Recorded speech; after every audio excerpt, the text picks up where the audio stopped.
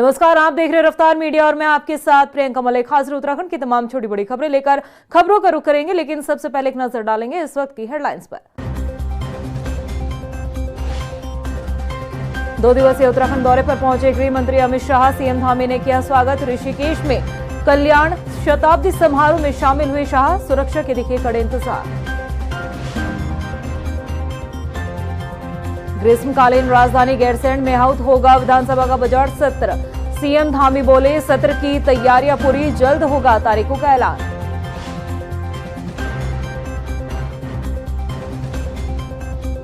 उत्तराखंड के होमगार्ड विभाग में करोड़ों का घोटाला। होमगार्ड जवानों की वर्दी के नाम पर हुई धांधली के सीएम धामी ने दिए जांच के आदेश। अधिकारी और ठेकेदारों की मिलीभगत से हुआ बड़ा घपला। और रिजर्व फॉरेस्ट की जमीन कब्जाने के आरोप में फंसे पर्यावरणविद अनिल जोशी की बढ़ी मुश्किलें। वन विभाग के अधिकारियों ने मौके का किया मुआयना। जल्द आएगी रिपोर्ट। हेडलाइंस के बाद बुलेटिन में खबरें विस्तार से। गृह मंत्री अमित शाह 2 दिवसीय उत्तराखंड दौरे पर पहुंचे हैं। एयरपोर्ट पहुंचकर मुख्यमंत्री पुष्कर सिंह धामी ने उनका स्वागत किया। ऋषिकेश के गीता भवन में आयोजित कल्याण शताब्दी समारोह में गृह मंत्री अमित शाह ने शिरकत की। इस दौरान मंच पर मुख्यमंत्री पुष्कर सिंह धामी भी उनके साथ मौजूद रहे। उधर गृह मंत्री के दौरे को लेकर सुरक्षा के कड़े इंतजाम देखने को मिले। स्वर्गाश्रम क्षेत्र में पुलिस छावनी में पूरा क्षेत्र जो है वो तब्दील रहा। वहीं मुनि की रेती और लक्ष्मण झूला क्षेत्र में भी पुलिस फोर्स अलर्ट मोड पर नजर आई है। इसके अलावा गृह मंत्री अमित शाह 22 जनवरी को हरिद्वार की पतंजलि योगपीठ में हॉस्पिटल का भी उद्घाटन करने वाले हैं।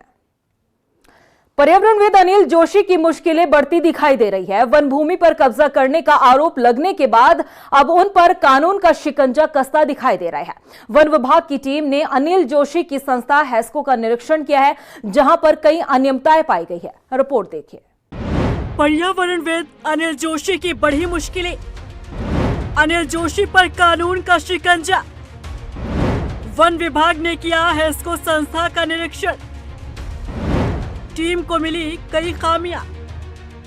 पर्यावरणविद अनिल जोशी इन दिनों मुश्किलों में फंसते दिख रहे हैं। अधिवक्ता संदीप चमोली ने अनिल जोशी पर वन विभाग की जमीन कब्जाने का आरोप लगाते हुए शिकायत की, जिसके बाद कानूनी शिकंजा कसता दिख रहा है। वन विभाग की टीम अनिल जोशी की संस्था हैस्को पहुंची, जहां टीम ने निरीक्षण किया तो काफी अनियमितताएं पाई गई। रिजर्व फॉरेस्ट के अंदर रोड का निर्माण, बिजली के खंभे जिसमें एक बड़ा ट्रांसमीटर भी पाया गया। जमीन का निरीक्षण करने के लिए वन विभाग की टीम ने जब अपने कर्मचारियों के साथ निरीक्षण किया तो उसमें रिजर्व फॉरेस्ट के पिलर ही गायब मिले। साथ ही स्थानीय पटवारी को भी निरीक्षण में शामिल होना था, ताकि जो जमीन रिजर्व फॉरेस्ट में आती है उसका अनुमान लगाया जा सके, लेकिन निरीक्षण के दौरान पटवारी मौजूद नहीं था, जिससे सर्वे अधूरा रह गया। ज्वाइंट सर्वे जो है डीएफओ देहरादून द्वारा करवाना था, जो कि मेरे प्रार्थना पत्र जो हैस्को के खिलाफ दिया गया था कि उनके द्वारा संरक्षित वन पे कब्जा किया गया। उसके तहत आज ज्वाइंट सर्वे 2:30 बजे होना था। हम आए मौके पे, फॉरेस्ट की टीम मौके पे आ गई थी, लेकिन पटवारी यहाँ नहीं पहुँचे। लेकिन उसके बावजूद भी हमने फॉरेस्ट को कहा कि आप जो है फॉरेस्ट के जो पिलर हैं उनकी हदें हमें दिखाई, लेकिन हैरानी ये हुई कि फॉरेस्ट का एक भी पिलर या मौके पे मौजूद नहीं है, तो गायब कर दी गई या तोड़ दी गई हैं। और फॉरेस्ट लैंड से निश्चित आई कि छेड़छाड़ हुई है। जब फॉरेस्ट की हद ही नहीं पता तो छेड़छाड़ हुई है। दूसरी बात जो है कि हम अब इस संबंध में जिलाधिकारी देहरादून से मिलेंगे और उनसे कहेंगे कि जो क्योंकि ये बता रहे हैं कि कुछ इसमें रेवेन्यू के लैंड भी है जो उनको पट्टा सरकारी मिला था, तो उस संबंध में हम जिलाधिकारी महोदय से मिलेंगे और उन्हें आग्रह करेंगे कि आप इसमें एक रेवेन्यू को जो पटवारी उन्हें भेजने का काम करिए, जिससे कि निश्चित ही जो रिजर्व फॉरेस्ट में जो हैस्को द्वारा अतिक्रमण किया गया वो अतिक्रमण जो है अतिक्रमण मुक्त कराया जाए, क्योंकि लगातार प्रदेश में जो है जंगलों का दोहन हो रहा है। कहीं ना कहीं ये राज्य के लिए घातक है।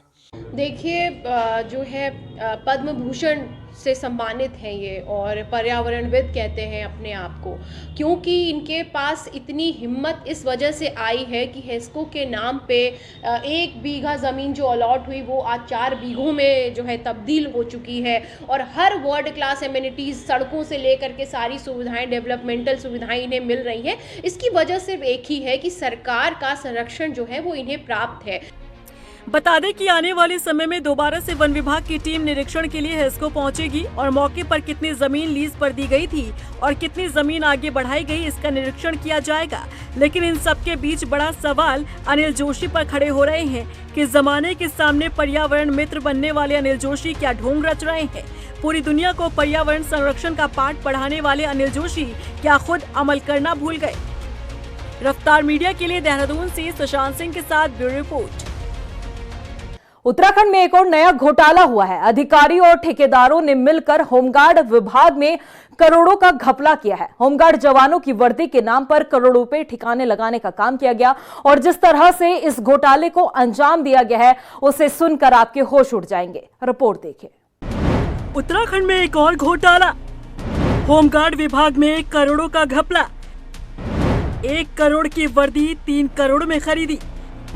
अधिकारी और ठेकेदारों की मिलीभगत से करोड़ों का घोटाला। कमजोर होते होमगार्ड, मोटे होते अधिकारी। उत्तराखंड को अगर घोटाला प्रदेश कहा जाए तो हैरानी नहीं होनी चाहिए, क्योंकि हर 3-4 महीने में एक नया घोटाला उजागर हो जाता है। अब एक और नया घोटाला सामने आया जिसे सुनकर आपके होश उड़ जाएंगे। अधिकारियों और ठेकेदारों के मिलीभगत से उत्तराखंड होमगार्ड विभाग में करोड़ों के घोटाले को अंजाम दिया गया। होमगार्ड विभाग में 2 करोड़ रुपए के वर्दी घपले का खुलासा हुआ है। जवानों के लिए 1 करोड़ रुपए की वर्दी 3 करोड़ रुपए में खरीदी गई। ये घोटाला साल 2024 से 2025 में हुआ और 2026 में भी होमगार्ड विभाग ऐसे ही एक घोटाले की तैयारी में था। अधिकारी और ठेकेदारों ने मिलकर 3 गुने में सामान खरीदा। होमगार्ड विभाग ने 2024 से 2025 में 130 रुपए का डंडा 375 रुपए में खरीदा, 500 रुपए का जूता 1500 रुपए में खरीदा और 1200 रुपए की पैंट शर्ट 3000 रुपए में खरीदी। यानी कि जो सामान 1 करोड़ रुपए में खरीदा जा सकता था उसके लिए विभाग ने 3 करोड़ रुपए का बिल बना दिया। सरकारी खजाने से 2 करोड़ रुपए का सीधा सीधा घोटाला किया गया। 2025 और 2026 के वित्त वर्ष में भी उसी पुराने और महंगे रेट पर होमगार्ड विभाग ने टेंडर निकाल दिया और जब इस टेंडर की फाइल होमगार्ड विभाग के नए डीजी पीवी के प्रसाद तक पहुंची तो उन्होंने ये घपला पकड़ लिया। डीजी पीवी के प्रसाद ने तुरंत टेंडर प्रक्रिया रद्द की और विभागीय जांच के आदेश दे दिए। जब जांच टीम ने बाजार से कोटेशन लिए तो साफ हो गया कि ये अधिकारियों और ठेकेदारों के गठजोड़ से की गई एक प्लान लूट थी। कितनी हैरानी की बात है कि होमगार्ड्स जिनसे काम तो खूब लिया जाता है वो खूब पसीना भी बहाते हैं, लेकिन विभाग के अधिकारी कर्मचारियों पर ध्यान देने के बजाय खुद की जेब गर्म करने में लगे हैं।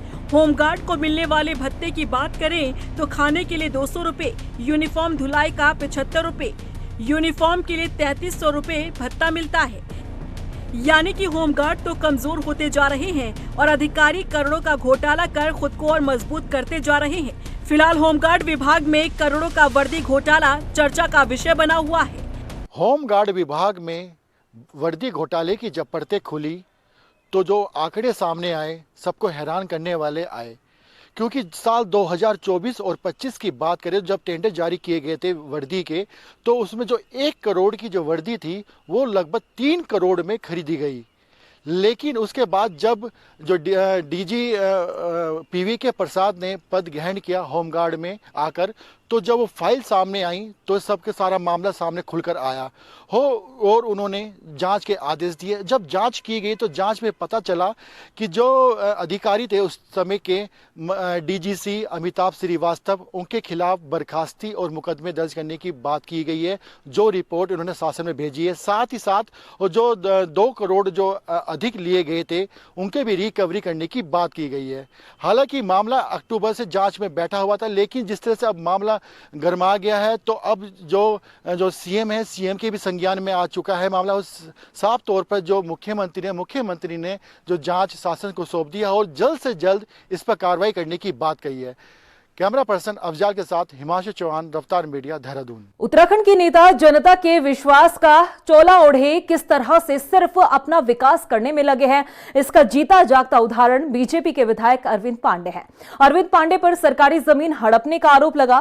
प्रशासन ने नोटिस भी थमाया, जिससे साफ हो जाता है कि अरविंद पांडे ने सरकारी जमीन पर कब्जा किया है। क्या करेंगे अब पांडे जी, इस रिपोर्ट में देखिए। बीजेपी विधायक अरविंद पांडे की बढ़ी मुश्किलें।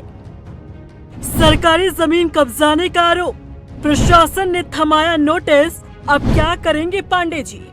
उत्तराखंड के गदरपुर से बीजेपी विधायक अरविंद पांडे चर्चाओं में हैं। चर्चा इसलिए क्योंकि उन पर सरकारी जमीन हड़पने का आरोप लगा है। प्रशासन ने इसे लेकर नोटिस भी थमाया, जिससे साफ हो जाता है कि विधायक अरविंद पांडे ने सरकारी जमीन पर कब्जा जमाया है।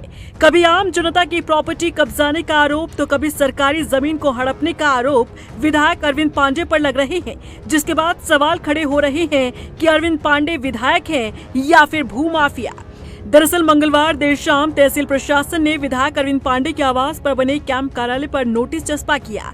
प्रशासन की ओर से नोटिस में उन्हें 15 दिनों के भीतर कैंप कार्यालय हटाने के निर्देश दिए गए। वहीं नोटिस चस्पा होने के बाद विधायक के आवास पर बड़ी संख्या में समर्थक पहुंचे।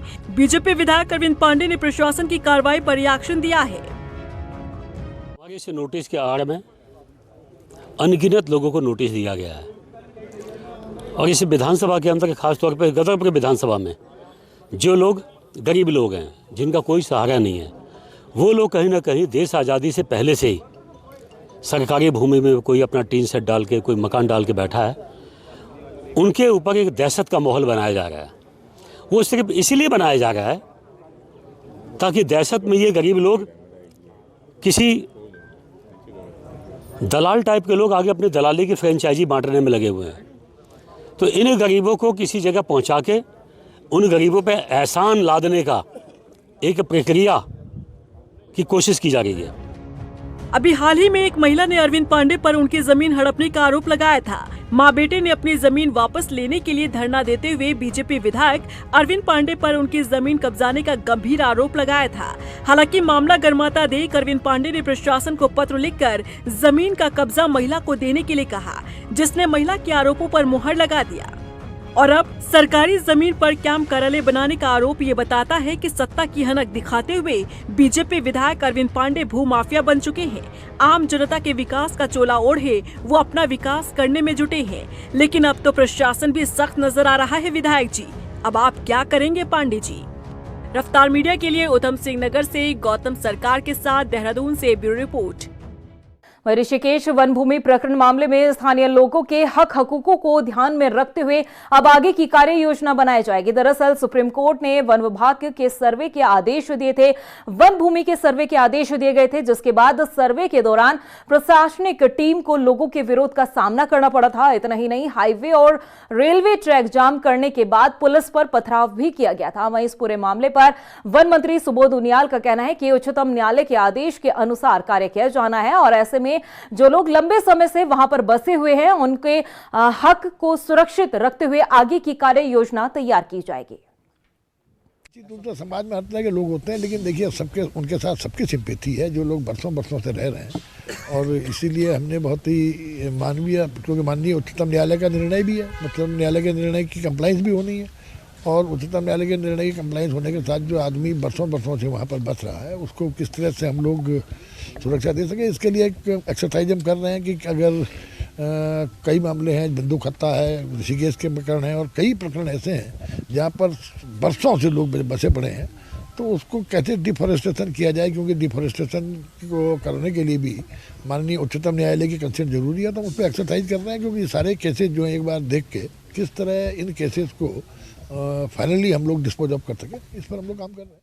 वहीं उत्तराखंड की केदार घाटी एक बार फिर से आग की चपेट में है। बड़ासू क्षेत्र के पास स्थित केदारनाथ वन्यजीव अभयारण्य के रेल बीट क्षेत्र में आग लगी हुई है और वन विभाग इसको लेकर चिंता में है। आपको बता दें कि दुर्गम क्षेत्र होने के कारण वन विभाग जो है आग पर काबू पाने में नाकाम है। वहीं वन संपदा के अलावा वन्य जीवों के सुरक्षित आवास पर भी संकट मंडरा रहा है। वन मंत्री सुबोध उनियाल का कहना है कि बारिश न होने की वजह से क्षेत्र के अधिकांश जंगल जो है वो भीषण आग की चपेट में है, लेकिन वन अग्नि की घटनाओं को लेकर सख्त कदम उठाए जा रहे हैं। एक तो सबसे बड़ा कारण है कि इस बार जो अभी तक बर्फबारी या बारिश नहीं हुई, इस जमीन पूरी तरह से सूखी पड़ी हुई और सूखी जमीन में घास वास पे आग लगी है, कोई घास से। और इसमें कुछ लोगों का ये कहना था कि साहब जंगली जानवरों के कारण लोग आग लगा रहे हैं, तो इसमें अगर लोग जंगली जानवरों के कारण जंगलों में आग लगाएंगे तो इसका नुकसान तो ये है कि जानवर जब जंगलों में आग होगी तो बस्ती की तरफ आएगा। तो मैं नहीं मानता कि इस तरह की कोई कर रहा हो, लेकिन सूखा इसका बहुत बड़ा कारण है। और सूखे के कारण ये घास फूस पे ये जो आग पकड़ रही है, इसमें भी आज खासकर 4 जिले पिथौरागढ़, रुद्रप्रयाग, चमोली और पौड़ी, इन्हीं जनपदों में विशेष ये घटना हुई है। तो इसको लेकर के निर्देश भी दिए गए हैं और जो हमारे हेड ऑफ फॉरेस्ट हैं वो लगातार इन चारों डिस्ट्रिक्टों के संपर्क में। और अब आज मैं समझता हूँ एक मीटिंग भी इन चारों जिलों के डीएफओ के साथ वो कर रहे हैं कि इसके कारणों के लिए, और इसमें हमने अगर कोई व्यक्ति अगर आग लगा रहा है तो उसके लिए भी लोकल इंटेलिजेंस भी हमारी काम कर रही है। अंकिता हत्याकांड मामले में हर रोज नए किरदार ने इस पूरे केस को और पेचीदा बना दिया है। जब जब इस मामले में नई एंट्री होती है तब तब नए खुलासे होते हैं, राज से पर्दा उठता है। ऐसे में सवाल यह है कि अंदरूनी खेल आखिर चल क्या रहा है। रिपोर्ट देखिए। अंकिता हत्याकांड में रोज नए किरदार, पेचीदा होता जा रहा पूरा मामला, हर रोज नया चेहरा, हर रात से उठ रहा पर्दा। आखिर क्या है अंदरूनी खेल? उत्तराखंड की बेटी अंकिता भंडारी हत्याकांड मामले में हर रोज नया किरदार सामने आ खड़ा हो रहा है। नए किरदार के साथ नई कहानी सुनाई जा रही है और नई कहानी के साथ ये केस और भी ज्यादा पेचीदा होता जा रहा है। बेटी अंकिता को इंसाफ दिलाने के लिए उठी आवाज अब तो आपसी खींचतान और वर्चस्व की लड़ाई में तब्दील होती जा रही है। एक के बाद एक नई एंट्री ने इस पूरे मामले को ही उलझा कर रख दिया है। पहले उर्मिला सनावर, फिर आरती गौड़, फिर भगवाधारी स्वामी दर्शन भारती और अब उषा राणा माही की एंट्री। हर एक शख्स के पीछे एक नई कहानी है। ऐसा लग रहा है मानो इन सभी चेहरों के पीछे न जाने कितने ही राज छिपे हों। इस केस में हर शख्स एक दूसरे की पोल खोलने को तैयार दिख रहा है। कभी उर्मिला सनावर बड़े बड़े खुलासे कर सियासतदानों की रातों की नींद उड़ाने का काम करती है, तो कभी उषा राणा माही दर्शन भारती के राज उगलती नजर आती है। इस केस से कोसों दूर बैठने वाली उषा राणा माही की अचानक एंट्री ने भी कई सवाल खड़े कर दिए हैं। बीते 1 महीने से उर्मिला सनावर का आतंक जारी था, लेकिन एक बार भी उषा राणा के नाम का जिक्र नहीं हुआ। फिर एकाएक ऐसा क्या हुआ कि अचानक से उषा राणा की एंट्री हो जाती है और उसके निशाने पर भगवाधारी दर्शन भारती आ जाते हैं। कौन कितना सच बोल रहा है और कौन कितना झूठ, ये समझ पाना फिलहाल काफी कठिन है, क्योंकि हर एक किरदार अपने अंदर कई राज छिपाए बैठा है और उसी आधार पर प्रदेश में माहौल कैसे बनाना है ये सब बखूबी जानते हैं। इसीलिए किसी एक को सही और दूसरे को गलत ठहराना जरा जल्दबाजी होगी। अंकिता भंडारी केस में सीबीआई जांच का रास्ता साफ है, लेकिन इधर इस मुद्दे पर सूबे के भीतर हर रोज नई कहानी गढ़ी जा रही है। नए किरदार राज से पर्दा हटा रहे हैं या फिर पर्दा डाल रहे हैं, ये आगे आने वाले समय में साफ ही हो जाएगा। लेकिन सवाल बरकरार है कि आखिर अंदरूनी खेल चल क्या रहा है। रफ्तार मीडिया के लिए देहरादून से ब्यूरो रिपोर्ट। प्रदेश की खबरों में इतना ही। फिर हाजिर होंगे कुछ और खास खबरों के साथ। तब तक के लिए मुझे दे इजाजत। नमस्कार। 2 दिवसीय उत्तराखंड दौरे पर पहुंचे गृह मंत्री अमित शाह, सीएम धामी ने किया स्वागत। ऋषिकेश में कल्याण शताब्दी समारोह में शामिल हुए शाह, सुरक्षा के दिखे कड़े इंतजाम। ग्रीष्मकालीन राजधानी गैरसैंण में आहूत होगा विधानसभा का बजट सत्र, सीएम धामी बोले सत्र की तैयारियां पूरी, जल्द होगा तारीखों का ऐलान।